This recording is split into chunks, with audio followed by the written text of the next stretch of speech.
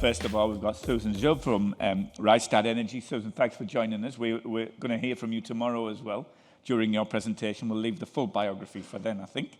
Roland from the International Lithium Association, who you met just earlier on. Phoebe, who you met even more recently during her presentation from Minviro. And Namali Mackay, thanks for joining us again, Namali, this year from the Critical Minerals Association of Australia. So we've set the scene slightly. So I'm going to start. Namali, I might start with you at the end there and work our way back. Australian mining really prides itself on its ESG capabilities and the high standards that we have for ESG here in our mining operations. But some of that recent commentary, particularly in the nickel space, has been about how these high standards are actually holding us back, particularly in the face of the competition we're facing from other jurisdictions in producing critical minerals products. Can we avoid a race to the bottom in regards to sustainability? Can we put, or should we be putting aside our concerns about ESG for now and just ensuring that we're competitive on the international stage? It's a big first question, I know. Yeah, it is. Can you hear me? Yeah. I mean, no. It's a short answer. I don't think we can put ESG aside. And yes, we're under a lot of competition, particularly in the current climate where prices are, we're being kind of priced out of the market. But I guess critical minerals are kind of getting their day in the sun because of the energy transition and, the need to take on ESG in a lot of the ways that Phoebe explained to us before. And I don't think we can afford to put it aside. I think the question is about, we do say that we have very high standards in Australia on ESG, and the question is, do we? Do we? And I think we need to spend a bit of time looking at that quite seriously because it's one thing to say we have high standards and it's another thing to demonstrate it in practice. And it does go beyond, we've got a great governance structure, we don't have child labour, we have some basic fundamentals that are outstanding, but ESG is much bigger than that. And, are we complying? I would say we have quite a bit of work to do there. I'll leave it there. Thank you, Namali. Roland, we might come to you straight away because obviously the International Lithium Association, as you spoke about in your presentation, are investigating ways or trying to develop frameworks to ensure that the companies can show that they're complying with international standards. Can you? Is this going to be an advantage for Australian companies and their ESG capabilities or performance? Thank you, John. Sometimes it's easier to step outside, and in the same way you can't see your children grow day to day, but your aunt goes, "Haven't you grown?" So coming here to Australia, having had a tour through Africa, I can assure you that you do have pretty good ESG standards here in Australia. The lithium industry as a whole, we've got a dozen or so big industrial mines, all of them to very high ESG standards at the moment, and we'd like to keep it that way, so we spend a lot of time encouraging that and developing ways to transmit the information on best practice, better practice, from the existing guys to the new guys to the emerging guys. To take an analogy, is ESG getting in the way of competition and economic success? So my car would go a lot faster if I took some weights off it. I could rip out the airbags, I could take off the lights, I could take off the roll cage, I could probably chuck out the back seats, the kids could just sit on the floor. It would go faster, but in an accident, I'd be stuffed. And it's similar to that. I mean, yes, you can do very competitive mining by not taking any regard about what you're leaving behind, what you're doing, how you're going to basically leave this piece of land for the future, for your children's children. I mean, in the UK, we've got literally hundreds of sites in the hills, in the Mendips, in the Midlands, in the Derbyshire Dales, where I was a couple of weeks ago, where in the 17th century, in the very first industrial revolution, people would literally go and hack bits out of the hills and sell them. Artisanal mining in the UK, it happens everywhere. And yet, 250 years later, those waste dumps, where they used to mine galena, the lead ore, they are still piles of rock. 250 years later, these waste dumps are still toxic, so toxic that nothing grows on them. That's not a good example of leaving a legacy of positive mining. We need these critical raw materials. It's in the name, critical. But what we can't do is destroy the planet to get them. Thanks, Roland. Susan, it strikes me ahead of your presentation tomorrow that in this environment of falling prices and more difficulties for the mining companies, and then at the other end, we heard this morning from Linda that OEMs are trying to keep the cost down of their production. At the moment, are OEMs prepared is this a problem that companies are demanding high ESG standards, but perhaps not prepared to pay for the cost impediments that the producers are suffering from? Yeah, actually, I think from my talk with the market participants, I don't really disagree with you because I think OEMs, including battery manufacturers, they are willing to pay that higher price for ESG compliant materials. So when we talk to some battery manufacturers, especially those from South Korea who produce batteries for the Western OEMs, they actually know how desperate they are for these compliant materials urged by the OEMs, and they are willing to pay the premium. It's just they don't know how much more they should pay for their green metals. And to echo Phoebe just said, we have green aluminum premiums. Actually, 5-6 years ago, our voices for green metal premiums has been there. And over the years, we now have green aluminum premium, green copper premium, green steel premiums, and exchanges also have the derivative contracts for those green metals so that both producers and consumers can hedge their risks. I think the battery metals will eventually go through the same path as other ferrous and non-ferrous commodities. But the only difference is that for now, as Rystad is a market research firm and we look at price more frequently, the only difference or the bottleneck is that we don't have an established indices for the battery metals premiums. So that's the case. However, if we look at spot market, we do sense that kind of premium exists in the market already. So we talk to the market participants, how much do you sell for your products, for lithium carbonate, for example? There'll always be some producers, they can achieve higher sales price than others. And one typical example is like 2-3 weeks ago, Albemarle held an auction for the lithium carbonate, and it managed to sell about 3 or 4% premium over the prevailing price at that time. So why would be a consumer willing to pay 3-4% premium for the same materials? The answer is obvious.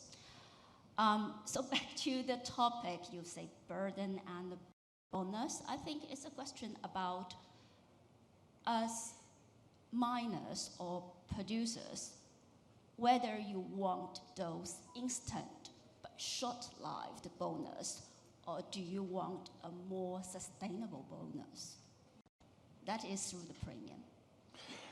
Maybe you can, I'm going to stay with you, Susan, then. We heard Andrew Forrest speaking a couple of weeks ago demanding that the LME produce a green nickel price product.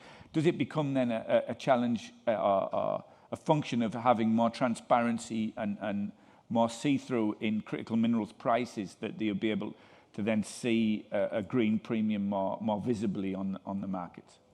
Yes, definitely. As I said, an indices is critical in that way, but at the very beginning, because it's all at early stage for battery metals, I think the producers and the consumers need to work together to make it more transparent and to acknowledge in a falling market, the consumers need to pay that kind of premium. It's a simple math problems.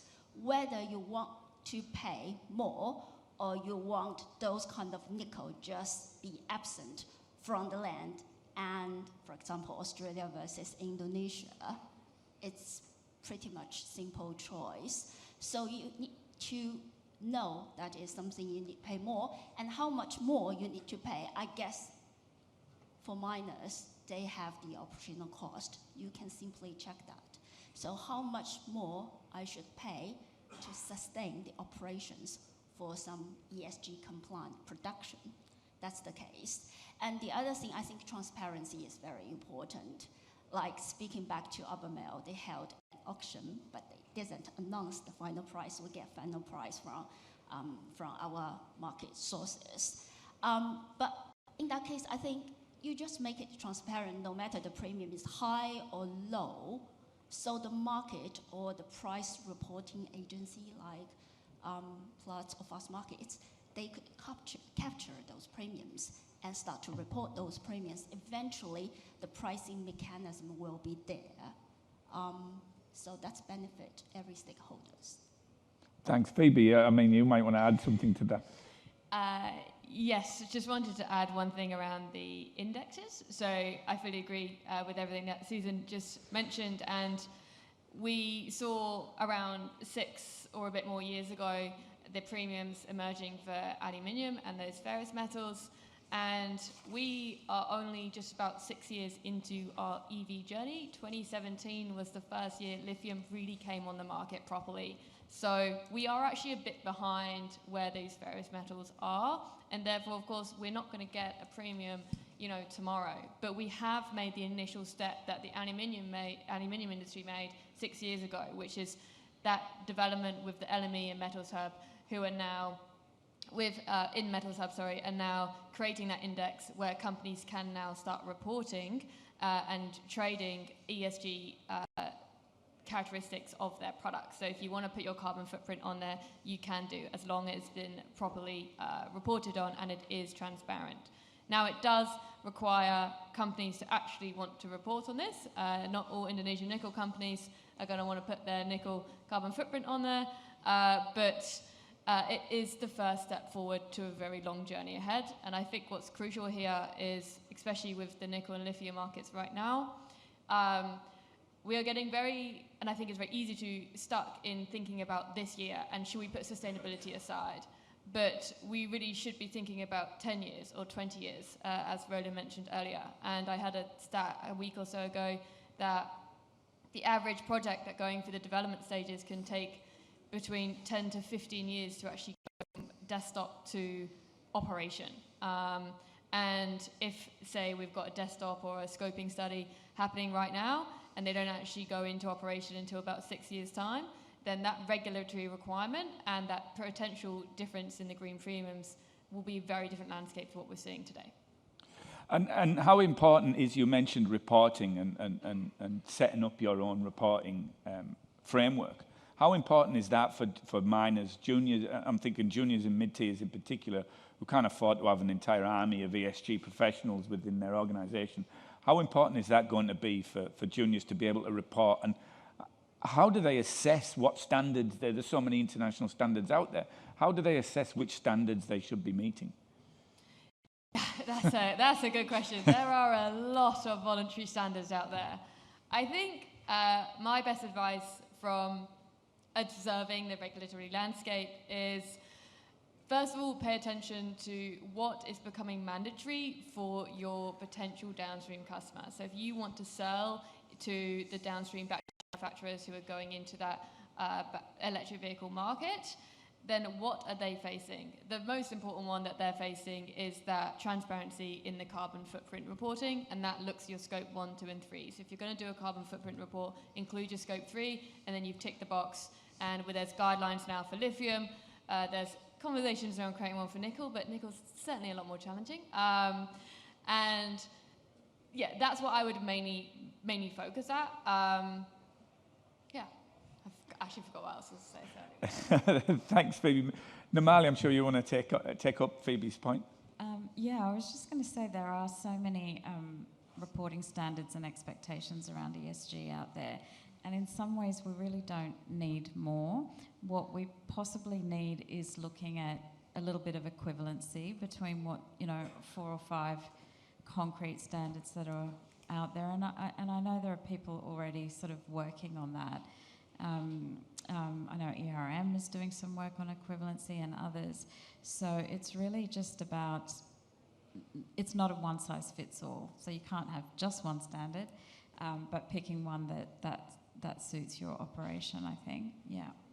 Thanks, Namali. Roland, obviously, Ilya has been through this situation just recently and putting together your reporting exercise. You can talk us through that a little bit. Guidance, not a guidance. Standard. Sorry. No, it was actually our first committee meeting 2.5 years ago. They said, you will not have a lithium mining standard. So, okay, yes, sir. In the lithium industry, so broadly speaking, you've got some of the big guys in South America following the IRMA standard, which is incredibly rigorous, incredibly detailed. And you've got, I think, 5 other potentially applicable standards. I would say that I've got a lovely case study for why IRMA is actually quite helpful. We're seeing a rise in AI-generated lithium reports. Almost every day I get emails offering this wonderful insight into the lithium industry, only £20,000 or something. One of them, one of the big 5 consulting firms, global, actually paid for one of these reports and then tried to sell it on to us. I won't say who it is. But in it, it said there is forced labour in the Atacama, in other words, at the SQM and the Albemarle lithium plants. And they took this as gospel because it was given to them by ChatGPT, and they passed it on to us and said, you've got to do something about this. And I thought, well, okay, I would if it was true. Because the IRMA standard, they spent 5 weeks at each site speaking to everyone without any company representatives near them. And they didn't find any, not one single case of forced labour.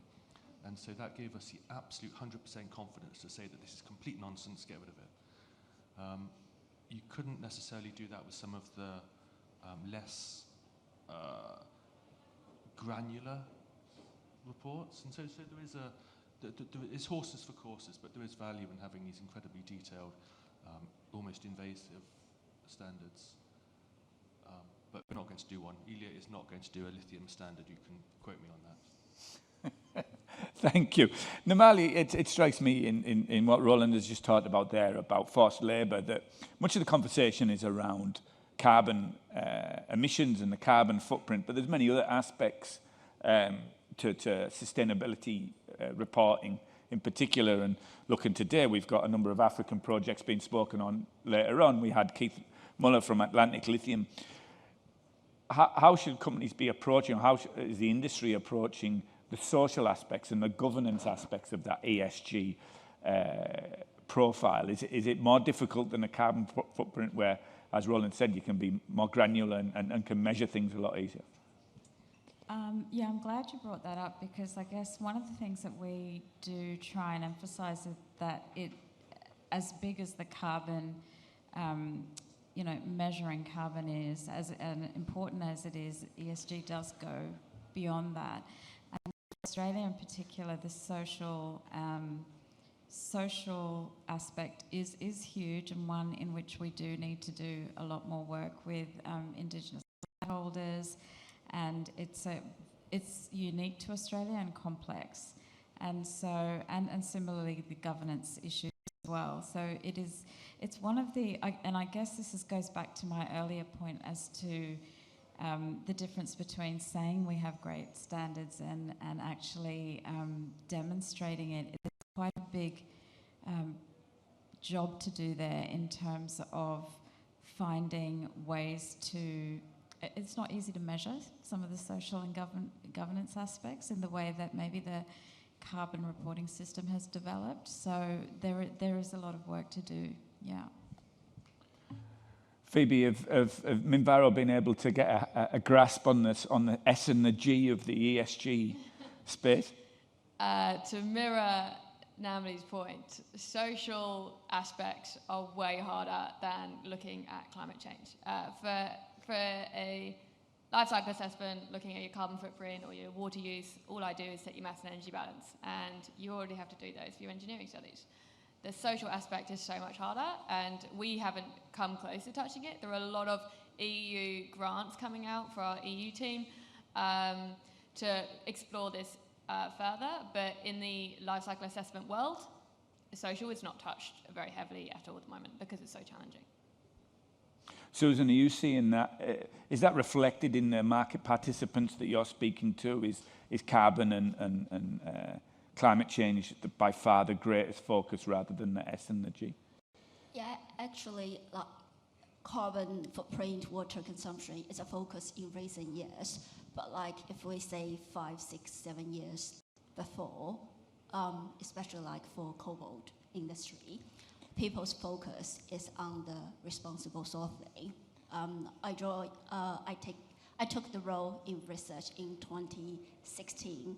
At that year, there's critical event. So Amnesty released a report called "This is what we die for." So an examination of the cobalt in the DRC for the whole supply chain. Many famous producers was named actually in this report, including some famous OEMs.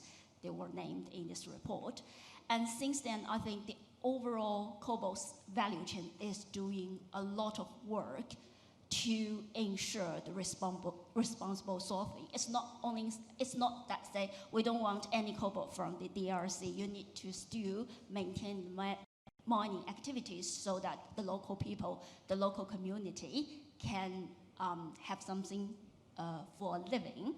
But the things you need to standardize the recruitment, what kind of worker you need to hire, and what kind of working environment you need to ensure, and what kind of communities you want to contribute to build. That is the responsible, kind of beyond the responsible sourcing. So since then, like in the past 7, 8 years, there are many initiatives, like responsible mining initiatives, IMI, and also there's Chinese responsible sourcing initiatives. They are helping these members to standardize the procedures to achieve the responsible sourcing. So yeah, like you said, it's very hard to say whether you did a good job or not in the social and the governance, but we have this kind of top line requirements that you must meet, and then we can look in depth if there's anything else we should do to achieve these further standards.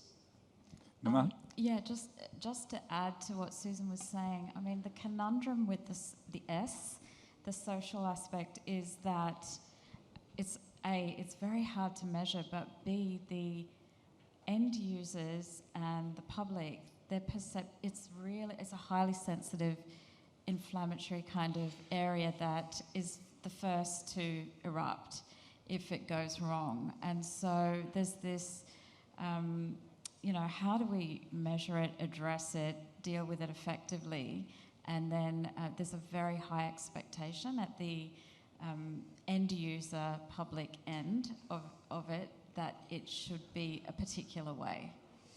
And it makes me think of another question and come back to Roland's point about enforced labour in the Arctic. The lack of, yes, we should say. It becomes a question of traceability then. I know there's work at the FBI, CRC at the moment on traceability of critical minerals and where they end up through the supply chain. How crucial is that going to be? Again, environmentally, it may be a little bit easier to track, but on all aspects of ESG, how crucial is traceability and proof of origin going to be to the sector? I don't know who would like to take that first. I mean, I would say hugely important, because how else do you demonstrate it? So, but that area too is evolving and not quite developed yet.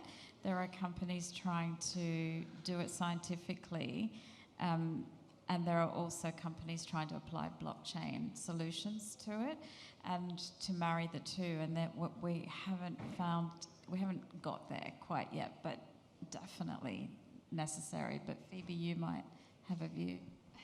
Just to support your point, actually, on the environmental side, yes, we obviously want everything to be more sustainable, but companies or projects and etc., they all need to be profitable as well to carry on going. And as a result, that's where the discussion around green premiums and all of that has come from.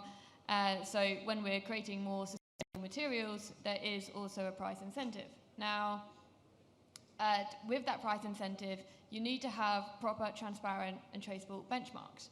If you are having a massive black box over certain sections, that's going to completely distort the actual data you're going to get. And that's why things like the guidelines that are coming out for the environmental side of things like today are crucial, because we need to have that transparency, which is then linked to the traceability of all these materials and where they're coming from, which is then going to be setting the benchmark data for where potential premiums are going to be set, or in terms of the EU battery passport, they're going to take all their benchmark data for the next 3 years and then set where they want their carbon threshold to be. Now, if all of that's a load of rubbish, then the whole thing's a load of rubbish, pretty much. So traceability, I would say, is crucial. Thank you. Now, I've been hogging all the questions again, and I wouldn't like to. We've only got a couple of minutes. Actually, our clock says a bit longer, but we don't want to keep you from your lunch. So would anybody in the audience like to offer a question? We've got a couple straight away. Fantastic. We've got one just here and then another one here.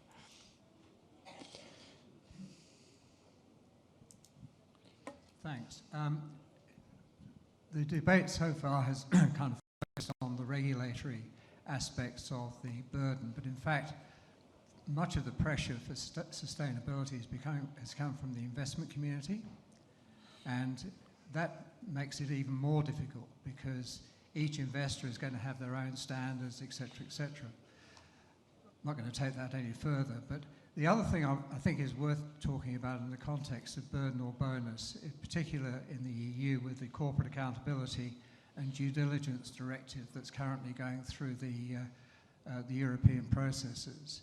I mean, that is really going to make sustainability a very big issue for boards of directors of companies that are operating, that are either based in Europe or operating in Europe, because they will be required to report, and they'll be required to explain what standards, what tests they've undertaken to ensure that their entire supply chain is consistent with ESG rules.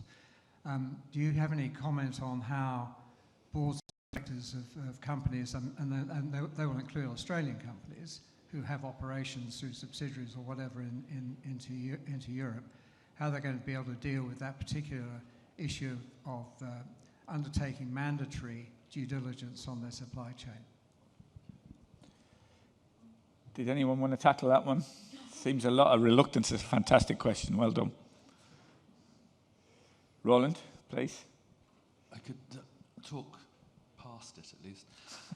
Just to say that you are far from being alone in having that concern. We have membership of quite a few different European working groups, and essentially we all sit in a circle and then we ask ourselves exactly that question, passing it around the chain. No one has an answer. You just don't want to be there when the music stops and you have to... Exactly. I would say that Europe is very good at regulating, but I had a meeting with the Minister of Economy from Hungary last summer, and he said, look, when it comes to battery raw materials, because Hungary's the #2 centre for battery gigaplants in Europe, he said, when it comes to raw materials, in Australia and South America, they've got the resources. In China, they have the refining technology. What do we have in Europe? I'll omit the swear word. We've got the regulations.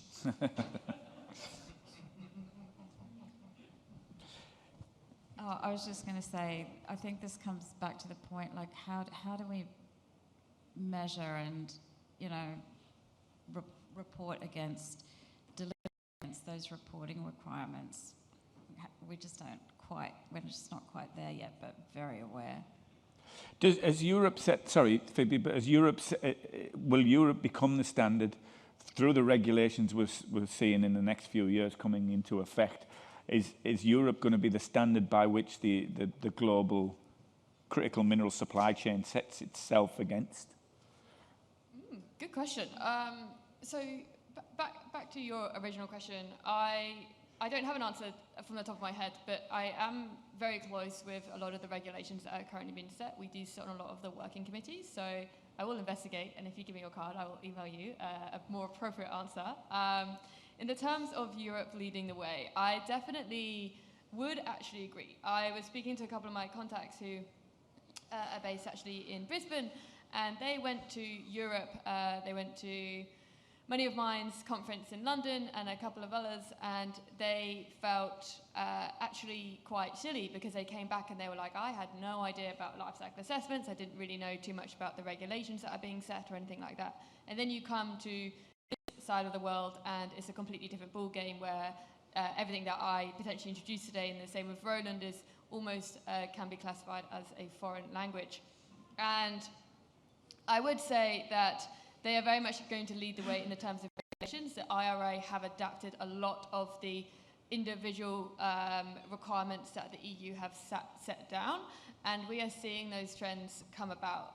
I think the other thing is, which will be very interesting to monitor, is we can't forget that there are countries like India, Thailand, and a few others that have huge, huge populations, that if they actually undertook and started having a larger electric vehicle battery market, that was going to way surpass the demand in Europe and the USA. And therefore, it's actually, let's have a wider look at things and see if they are also going to undertake the European regulations. And then maybe you can classify EU being a bit of a leader from that perspective. But I think there's a few other things that would come into play. Or a comment from our session chair. I was just going to say that there's also in Australia for ASX listed companies, there's a AASB, the Australian Accounting Standards Board, that's actually implementing climate related financial disclosure obligations for directors in Australia, which will start at the end of for FY24. So if you just Google AASB climate related, so that's probably the most recent change. I think it was October when the first draft came out last year. So I just wanted to mention that's more than likely going to stick. There's different tiers. I personally have been, as a director, been to a number of sessions at KPMG, at PwC, at EY talk, so they're all across it. Maybe they're just generating work for themselves, who knows? But the AASB is actually looking to implement it, so yeah. I was just going to add, I think also yes, that EU is leading the way. Thanks, Namali. Sorry. We've just got one more question up the front here. Thanks, Taylor. Yeah, hi. I'm one of the Rystad on early investors with Liontown, and now that we are seeing green shoots finally after the dip in lithium price, is there a risk that China will take the wind out of that sail by cranking up the production of their own dirty lithium ore, and therefore limiting the price to 1,200 to 1,500 and not getting any further than that? Now, I know Roland's already declared. Susan, this sounds like a question for you because everybody's already declared themselves not talking about price. This may be a good question for our next session, in fact, on financing as well. You mean like Chinese refiners ramping up, so keep the price at relatively low level, that will make difficult for the miners to finance from the banks, right? Lepidolite ore, which of course China has access to, and therefore can bring up in production when price rises. Okay, I see. I think lepidolite is kind of in the centers of the universe. Everybody is talking about lepidolite. Indeed, if we look at the percentage of lepidolite output globally, it's about 10%. And then, but the critical issue about lepidolite we can talk about in two things to answer your questions. One is the break-even cost for lepidolite is quite high because the grade of this type of ore is very low, so you need more raw ores to produce the lithium carbonate, and that will increase both OPEX and the CAPEX. So it's not saying lepidolite can be ramped up as quickly as we imagine if the price is at current level. As you might heard, quite a few lepidolite mining does not exist. And second, from the ESG perspective, as OEMs is advocate for the ESG standards they need to meet. So there's a standard for the raw materials. And like spodumene, which has very high grade, lepidolite has low grade. That means it will produce more wastes in producing the lepidolite into the lithium carbonate. How can you deal with the wastes? It's a kind of bottleneck we can't really, for Chinese refineries, they can't have a good way to deal with it for now. So that will restrict certain production in the area, in my opinions.